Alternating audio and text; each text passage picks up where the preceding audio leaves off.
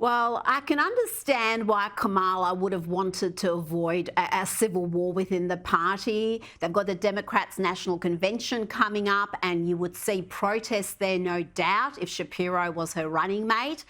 And it seems that the cowardice has taken over the party. They are allowing these radical elements to call the shots, even after the humiliation that Josh Shapiro put himself through over the last week or so, Army, where he seemed to be grovelling to the anti-Israeli forces within the party. It wasn't enough. Is this going to be a red pill moment for the Jewish community in the States, the majority of whom have traditionally backed the Democrats? But as you said, it's hard to deny that this decision was motivated by anything other than the fact that Shapiro is Jewish, he's proud to be Jewish, he's been pro-Israel, he's served in the IDF, and all of that seems to be unacceptable to elements of the modern Democrats.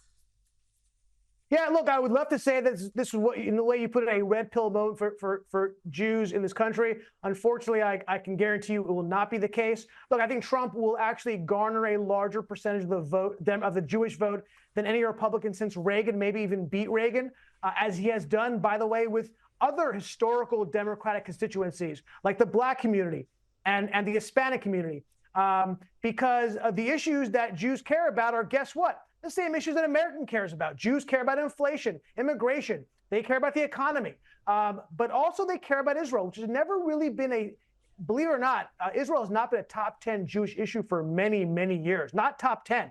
But October 7th changed that a little bit. So I think he will make progress in the Jewish vote, but not a massively significant vote. Not like what Trump has done with the Hispanic community. Now, the hard left of the party are rejoicing. Ilhan Omar was among the first to endorse Walz's selection. She's posted this. She was very, very happy with that selection indeed. And the first squad member to lose a primary, Jamal Bowman, well, he's back smiling again and celebrating Walz's selection. It's Waltz, baby. Let's go. Tim Waltz in the building. Time to win in November, y'all. Let's go. All hands on deck. No staying at home. Let's go. Now, Ami, you said this decision could cost Harris the election. Others say that the VP pick is almost irrelevant. Do you think this one would have been a deciding factor? Obviously, Pennsylvania is crucial. But could it cost her some of those states where there are large Muslim populations that are not very happy with someone who is pro-Israel? Yeah, first of all, I got to hire Jamal Bowman to be my hype man. That guy knows how to bring it when it comes to. So I'm a big fan of, at least, I'm not a big fan of his politics and him as a congressman, but a big fan is how he expresses himself when he supports somebody. Yeah, like I said before, I think, no, usually the VP pick will not win you an election, but the VP pick can cost you an election.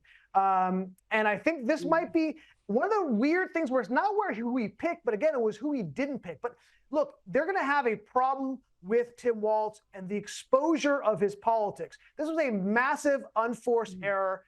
It really did tip the hand of Kamala's radicalism because, look, everyone thought, like you did and I did when we went to sleep, that she was going to pick somebody moderate to balance out the Republican attacks on her being a radical, but she doubled down on that radicalism. I think that was a massive mistake. Look, when Bernie Sanders supports you and Jamal Bowman and Ilhan Omar, I think you may have a problem, right? I think that might be a bad sign as to where things are headed electorally. Look, Tim Walz is a problem. I can go through it. I don't want to spend too much time going through the issues he's got, but I'll go through a few of them and make a couple of notes. I mean, this is a guy who signed 104 executive orders during COVID. That when the riots, when they were burning down his city, he said this represents decades of pain and anguish, essentially saying, excusing the riots. When immigration is the single largest issue, or the second largest issue in our country today, he wanted to issue driver's license to illegal immigrants. This is a problem. But I'll tell you one personal story about me in Minnesota. And by the way, not to mention the fact they picked a guy who's the governor of a state that the Republicans haven't won in 50 years, right? This is not a purple state. Yeah. But when I was in Minneapolis during the riots, let me tell you what I saw. I saw a city burning down and the police doing nothing, standing around watching the city burn. But, Rita, when I was walking around during the daytime, when the riots were happening at night, and I wasn't wearing a mask, I didn't wear a mask outside because I'm not a stupid person. You know what? The police came right up to me and said, "Hey, man, you got to put your mask on." That represents Tim Walz right there in a nutshell. Yeah, his COVID era policies are another way they can attack him. But my gosh, there are so many areas. The trans policies, you mentioned illegal immigration. He's all over the shop, but he's been one of these Democrats who's been pushing the JD Vance is weird line. He made a reference to it in his first speech as the rival vice presidential candidate. You know it, you feel it. These guys are creepy, and yes, just weird as hell. That's what you see. That's what you see. How effective is that line, Army? Because as we've discussed, this is a man who put tampons in boys' bathrooms in schools across this state and supports a whole bunch of radical fringe-dwelling policies. Is he in any position to be calling anyone else weird? No, it's not very effective. Look, I'm not the biggest fan of JD Vance as a vice presidential pick. I think he was okay. I'm not a huge fan of a number of his populist economic policies, his pseudo-isolationism. But let's see, he's weird. Okay, he was a Marine.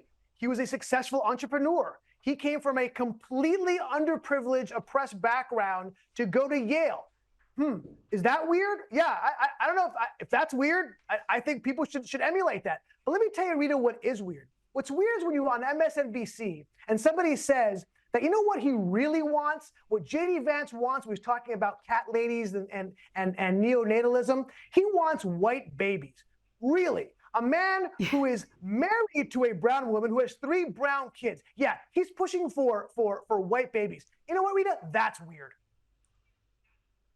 That is weird, and JD Vance himself has responded to the left's collective attempts to smear him as weird, and he's pointed the finger right back at them. It's funny. It's like the people who call me weird want to give like hormone therapies and sterilize 9-year-olds. Like I think it's a lot weirder than me just like living a normal life with my kids and my wife. But this is what they do. I think is they latch onto a message and they try to sell it even if it's fake. He makes an excellent point there because you look at his family life, you look at, he seems to be one of the few politicians who seems to actually have a happy, healthy marriage, 3 beautiful children. And like you just explained, he lived the American dream, come from nothing to be successful. I think those attacks are eventually going to backfire once this Kamala honeymoon is over. Armie Horowitz, thank you so much for your time this evening. Always a pleasure.